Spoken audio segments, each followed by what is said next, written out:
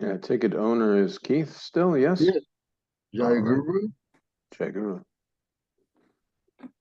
I made it in this time. You probably saw I was like in and out last week.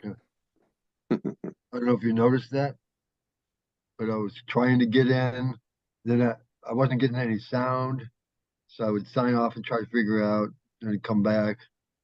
Oh, okay. And so what I found out what it was, I was doing it at home on my computer, and I didn't realize I have one of my connections was in, and I thought that was my microphone, but it wasn't. It wasn't. My microphone was not plugged. Ah. Yeah, I saw you coming in and out, and then you didn't say anything, I think, Yeah, for most of the whole time. So yeah. Well, but, captive of my own ignorance. I am not omnipresent. Oh no. mhm. Well, at least not Keith.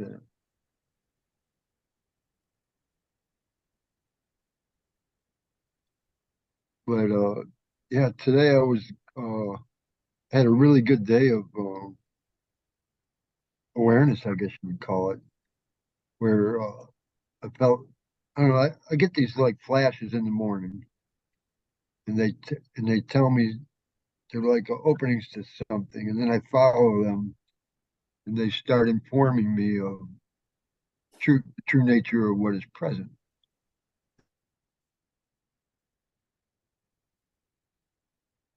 To it, and it opens a little bit more and more. And this was like the first day I was really recognizing that uh, I am uh, that I guess the way it came to me today was I am the myself. I am the self, and I could feel that undoubtedly, and it felt like really pleasant and good, and self evident. Mm. And uh, so uh, I guess I could by still making observations about this sense of being, I could still come up with questions, but there was no question that I am myself, the self, uh, and and then I did contemplation for a while. And then I decided to, well, I'll about this, so I went and Googled, or got on Ramakant's site, and to read some of what he says, and usually, always in the past, I can sort of conceptually, or I trust what the guru is saying, that I am what he says, but I don't really feel it. And today I was feeling it, and then I was able to like understand everything he said. It's like, holy Yes, cow, yes. it's freaking amazing. Yes. It's like, The what to think? recognition and the projection. It's my story. That's how Maharaj describes this experience that you're experiencing. Yeah, It's my story. Like so many times Guru has said, I am this and this and this and this, and today I'm actually experiencing my being, and that sense of presence is now just that selfless self-intoxication, which yeah, then you go to the video, and now it's clear because there's no Keith blocking the transmission, because Ramakant Maharaj is not speaking to Keith. yeah. It's He's the speaking to listener. himself. Exactly. The listener and the speaker are one and the same. And so when you're this, you know this just I, this beingness, this presence, and now you're listening to Maharaj, it is pure and clean. Yeah, yeah. And that's most beautiful. Yeah, sure is. And then when you say like, oh, but then I still might have questions. But if you have questions, refer to this that you are. Uh-huh. Because you know, like if you sit here and just sit with yourself, automatically, even if a concept, okay, formless holder of this body, and this sense of presence is seeing through the body is aging, the presence is not. So when this body is no more, presence is. It just won't be seeing or experiencing itself as John or Keith or whatever. Uh-huh. But in reality, it's not right now. Mm-hmm. Just like within the dream. You are waking up from this dream and saying, oh, although everything appeared very real and everything was like happening and all this, it wasn't true. Once you know yourself in a real sense, questions can come. Okay, question comes, but it's immediately answered. This is Maharaj says, Atman Nividam Bhakti or something like that, where it's responding and answering within your own self. Like question comes, but how can I be this? How can I have death? How can I have birth? Because I know myself in a real sense and I'm remaining with myself, the self. So when the question comes, what happens after I leave the body? The answer is, well, but there's no leaving the body. There's no in the body. Like there's nowhere to go. It's not like this just kind of, no. These are just limitations and projections. In understanding. And now the understanding, the field is being cleared. So the understanding is most true that there's no limitation. Mm. Remaining with the beingness as you're speaking about, the presence, the I am, whatever you want to call that. Oh, this is myself. And there's nothing other than that. So any question I may have about anything is just a dualistic impression that it can easily be erased by remaining with my selfless self. Because this sense of presence, this beingness, this selfless self, is not involved in any of this.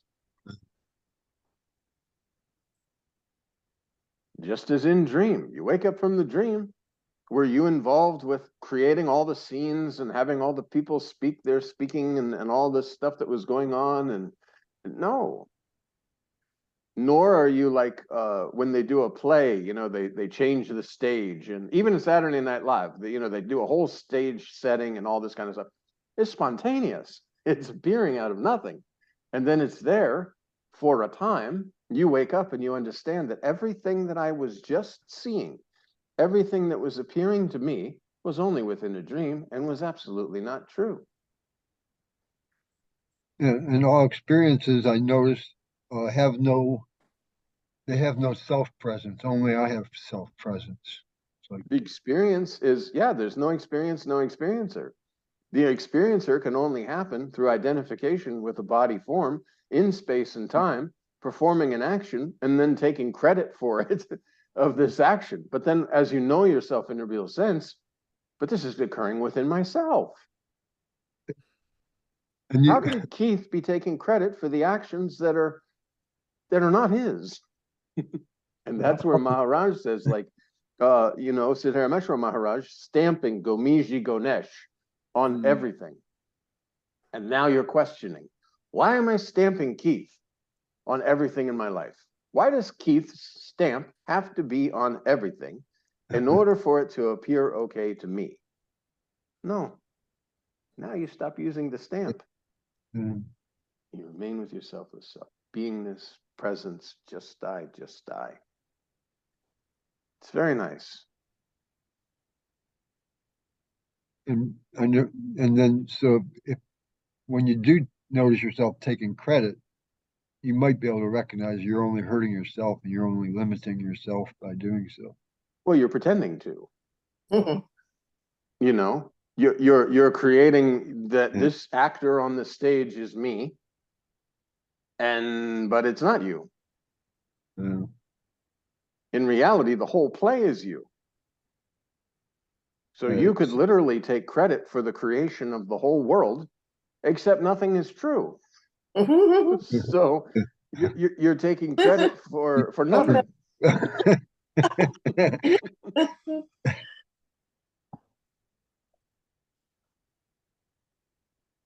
This is pretty weird.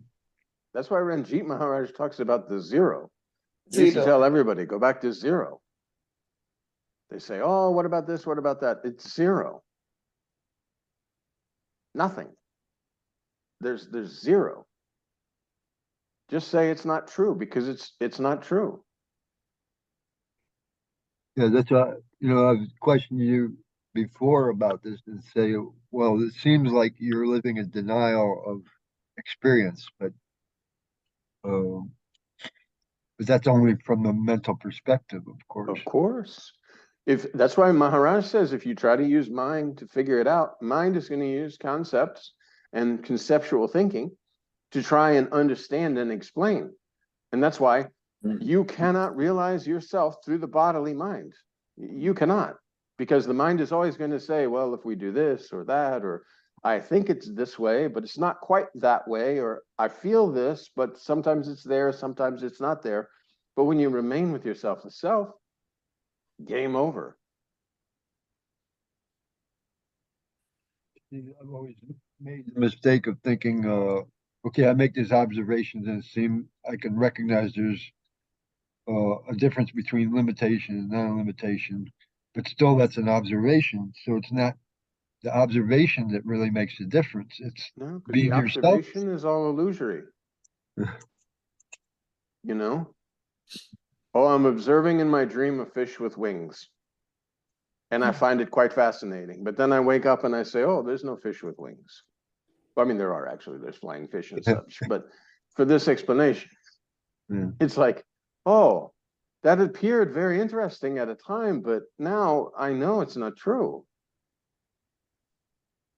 I don't need to sit there and explain it and figure it out. And even the best way, Maharaj says, prior to beingness, did you know anything about anything? Thinking, thoughts, prayer, meditation, nothing. After beingness, nothing. Beingness is always, you're experiencing the beingness because of holding the body form. So therefore you can kind of dip your cup into this nectar and, oh, But so that I. you had to be there, like you always say. You had to Exactly. Exactly. To recognize or realize your beingness, it's your beingness, belongs to you, so to speak. Just like that's why they say my car or my house or my shirt.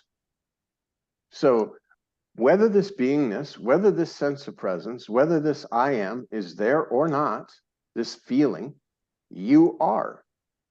I am, I exist, presence, beingness appeared to you and will disappear. It's transitory. But it's the doorway. As Nisargadatta Maharaj says, on the one side of this doorway is world and all these sort of looking and experiencing things. On the other side is your own self.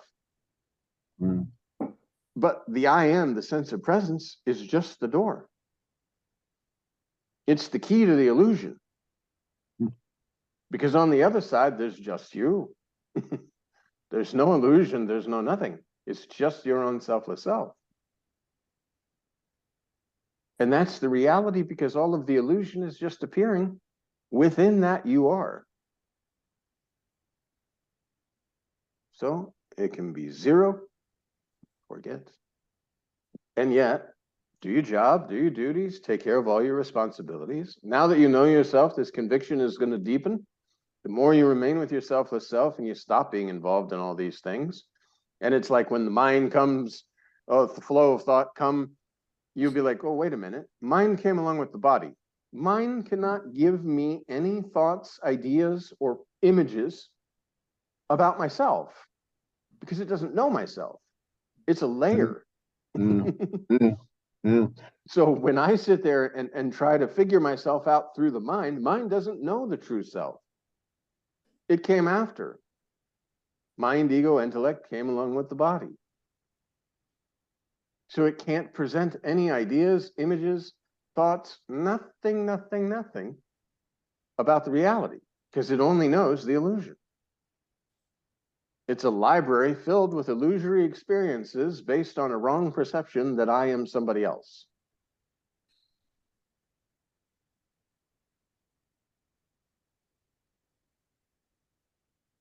So now when mind knocks on the door, okay, come, do your thing. I have no interest in you. What can you say? Just like we talked about black and white TV and color TV. You know, you're sitting watching black and white TV and you're like, well, wait a minute, this black and white TV, this is not the image. This is not the reality. What are you doing? It's that apparent. And that's how they talk about discrimination between the real and the unreal. And the real and the unreal isn't the things or the spiritual paths or anything like that. It's your own self and everything else. Everything else is unreal. You, as you said, there's just myself. Like this self, this beingness, this sense of presence, that's it. Everything else is on the other side and is illusion. Mind presents an image about the other side of illusion. Okay, nice, enjoy. No disturbance. Be normal, be simple, be humble, be always with you.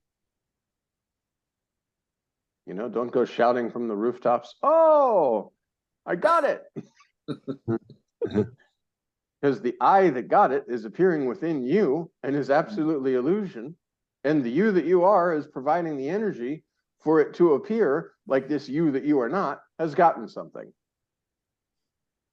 But an illusory something can't catch anything, can't get anything. And we go back right away when this sentence to dream. You're a rock star in your dream. You're driving a nice limousine. They're taking you around. They're showering you with gold. You wake up and nothing was true. But for a time, it seemed very true.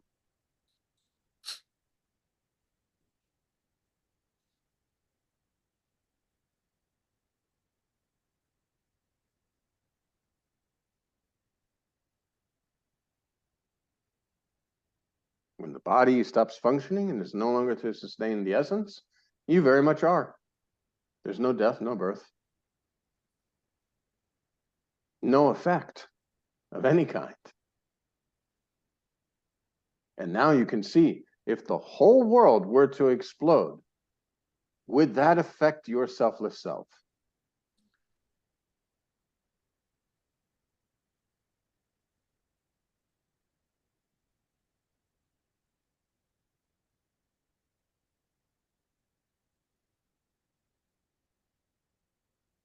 The entire world is projected on your spontaneous presence. My mind wants. Go ahead. My mind wants to think what the selfless self went through all this trouble to make and it just took all this time to develop a world that evolved into such and such, and now it's going to all be destroyed. It's like But who cares about that? Yeah. But that's a mental. It's still it's not gonna. You're not gonna be able to figure out. Well, what was it all for anyway? You're just not No, figure it out. because in reality, nothing's happening. So to sit there and say, why is nothing happening? How is this making sense? Nothing is actually happening. Identification with the body form allows a telescope into the quote unquote waking dream state, which is just like at night, you fall asleep, you're projecting the dream, you're also witnessing the dream, you're also participating in the dream. Everything is coming from you. You wake up and you understand this. Now that you know yourself in a real sense, you can look around and say, oh, this entire waking is just another dream. It's a long dream. experienced through the telescope of Keith. And as Keith's body was a little child all the way to a grown man and then old man, you never changed. So there, Go ahead. So the mind will want to say, There's well, no mind. there has You to know be a this. reason. There has to be a reason for this limited experience.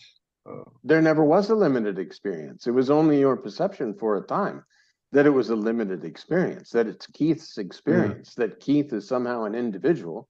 When now you know yourself in a real sense, there's no Keith.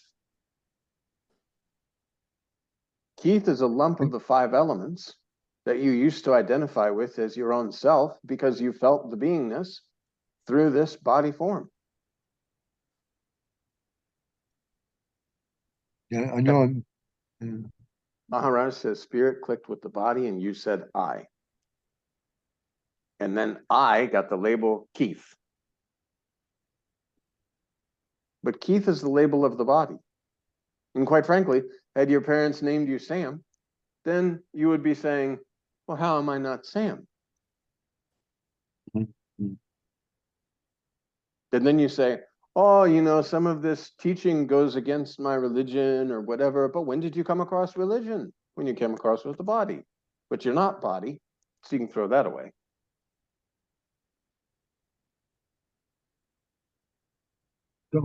Somehow all this came from me. You were the source, Mm. not Keith. Yeah, right. And not Keith trying to be a spiritual presence. It's the reality. The reality came from you. Came from the reality, nothing came from you. Yeah. Their appearances. Again, we use dream. Keith, the body, with the label of body, Keith, lays down. Formlessly, a dream world is projected with form, with activity, with speaking. And you're taking the video shooting of this whole thing. Because when you wake up, you say, oh, I remember these parts of the dream, or I had a good dream or bad dream or whatever. So you're fully there, fully experiencing it. But all of this manifestation came from nothing and dissolves back into nothing. And now that you know yourself in a real sense, you understand that this waking manifestation evolved from nothing and dissolves back into nothing. No birth, no death, no dying, no killing, no being born, no troubles, no sorrow, no nothing, nothing, nothing, nothing, nothing. It's just like in virtual reality is, you know, they have these virtual reality machines, and you know that the virtual reality of the machine is smoke and mirrors, and it's not real. And actually, that's the truth with what we thought this world was real too. You have an avatar. It's just a virtual reality. You have an avatar, Keith, basically. Only you identified, like you're playing, as you mentioned, the virtual reality. But the problem was you forgot that you were playing the virtual reality and you started really thinking that Keith, the character that you're moving about, is of importance. And oh my God, I have to protect Keith because the body. This is how Maharaj talks about the ants. The ants, the presence within the body of an ant understands, oh, I exist. So when water comes, these ants scurry away because they want to protect the body. Or like he gave that horrible story about the monkey, the mother monkey and the baby monkey. And the water is coming in and the mother lifts the baby and the more water is coming. She tries to save the baby. Oh, more water is coming. She starts drowning. She stands on the baby to try and get the last breath. Because your body preservation is ingrained deep.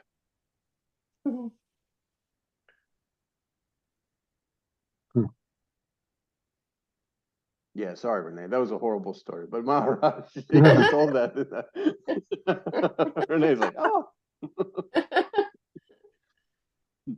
John, yes, in the waking dream, the only thing is in the sleep dream, it's so vague. You don't, after you get up, you don't have a name for those people. Some have name, From the waking dream, they come to the sleep. But in sleep dream, there's a unit of people, same thing. Then it becomes, that's why it becomes more struggle, I feel. You feel more absorbed in that waking dream, thinking, oh, same people, how can it be?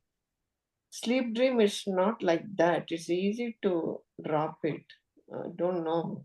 But knowing yourself in the real sense, because you're not actually, the so-called sleeping dream is taking place within the waking dream. And the waking dream you have not woken up with yet. Exactly, yes.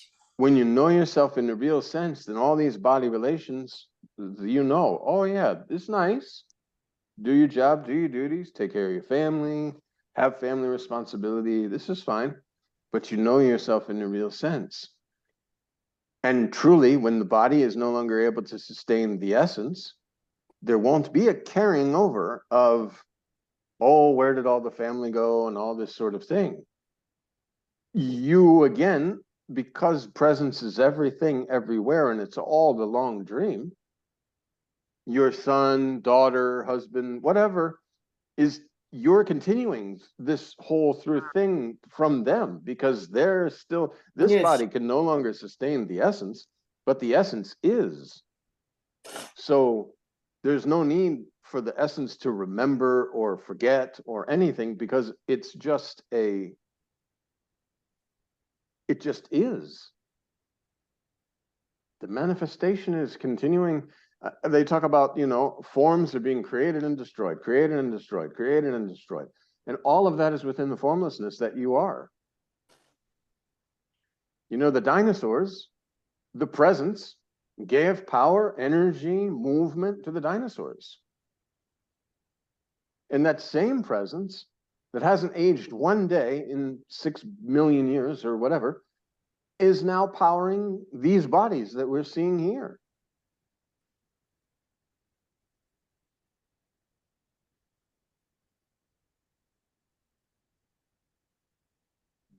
So there's no evolution for the self. No. It's like in the Bible, they talk about, I'm the Alpha and the Omega. Before Abraham was, I am. This is that same, like, you are. There's never a time you are not. You cannot not be. It's not, and nothing can destroy you. Nothing can make you cease to exist. You're the reality. You are that. And all of this is an appearance within that. You are.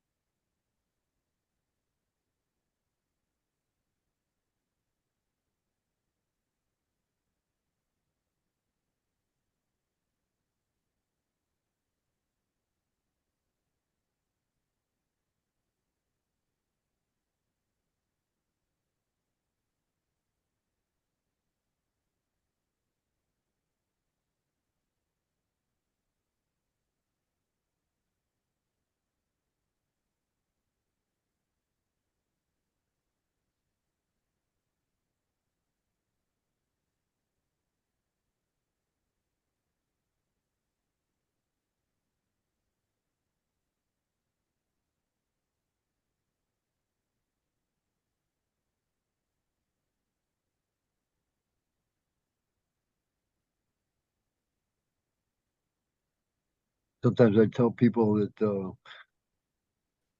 if they get involved in this pursuit, that they'll most likely they'll end up like me, starting to recognize that my experience matches that of the guru who's either writing or speaking. That ends up being like match. You know, it's like there's my experience is the same as what he says his is. Yeah, this is, as you read the book, oh, it's my story. You know, as you come as a seeker, this is implanted within your body. All I want to know myself in the real sense. And you take this body to go out and find this knowledge because this is what you understand. I need to find this knowledge. You read the books and you do this and you listen to videos and all these sort of things. And at first it seems very fantastical, like, oh, you know, is there really such a thing as true peace and all this? But your earnestness, you want to know. You read the books and then you go see the master. You know, if this is the way everything is happening, you listen to the master, and the master knows himself completely. So he knows, like, this is the reality. It's the most beautiful thing, because if this was just like snake oil sales and we were like, you know, oh, spend $100 a month and $99 down and all this kind of stuff, and then you couldn't discover this for yourself because it wasn't true. But if you do the investigation, you sit with your selfless self, you really experience with direct experience what the master is saying. It's like, wow, okay, this is real. And it's real because this is the reality.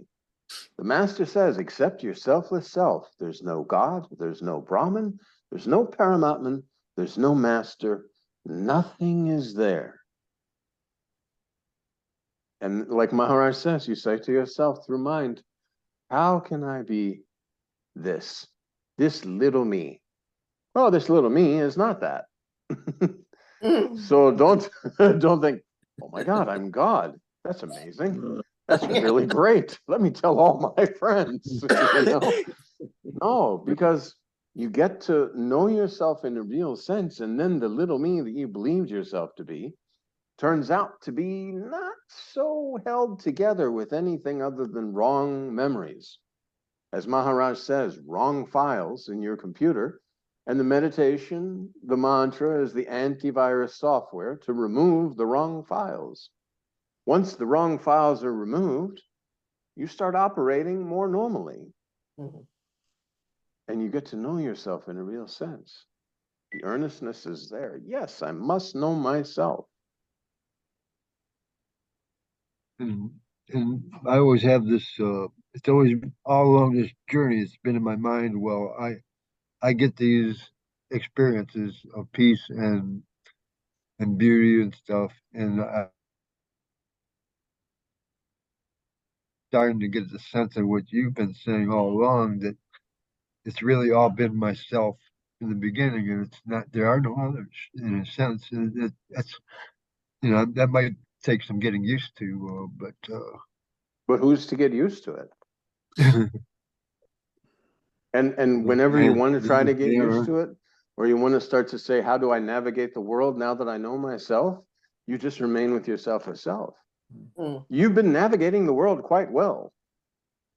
You know, when you were a little baby in the womb, you didn't have to, if you were an adult in the womb, you'd be like, oh, I hope my fingers grow, and you know, yeah, every single one of my nails grows exactly perfect, and I'd like my nose not to be too long or too short, and my ears and this and that. If that was the thinking mind in a womb, this is what's happening. But when you're in the womb, there's no knowing of yourself. It's just presence, and the everything is doing for you. There's nothing you need to do because you're not a doer and there's no deed. And now you know this. So go forth, enjoy. One, you know, do your job, do your duties. Whatever comes in front of you, you'll start to experience this as scenes are just appearing and disappearing before my own selfless self. And none of it is true. I don't have to be so heavily involved. I'm no longer, if I'm going to start to channel surf, I can now go to a channel, watch like 45 seconds or 4 minutes, no difference. Switch to the next channel and know, like, oh my God, this channel, what am I missing or anything? Because it's just scenes appearing and disappearing. And it'll happen more and more and more and more. The more you remain, the closer you get, the deeper you get within your own selfless self. As Maharaj says, it's very, very interesting. Everything just is just scenes appearing and disappearing. And no need to sit there and say, wow, there's no thoughts, because there's nothing to think about. When you absolutely know that the world is entirely illusion, and you know yourself in a real sense, then there's no need to engage with thoughts about the illusory existence. There's just spontaneous action in the moment without an actor, and without trying to limit yourself with concepts in any way. You just kind of space in space. And again, if at all you want to compare yourself to sky or space. Remain with your selfless self. Because that's the reality. And yes, you are able to remain with your selfless self using the bodily faculty of attention. It's again, dipping the cup into the nectar of immortality and selfless self-intoxication.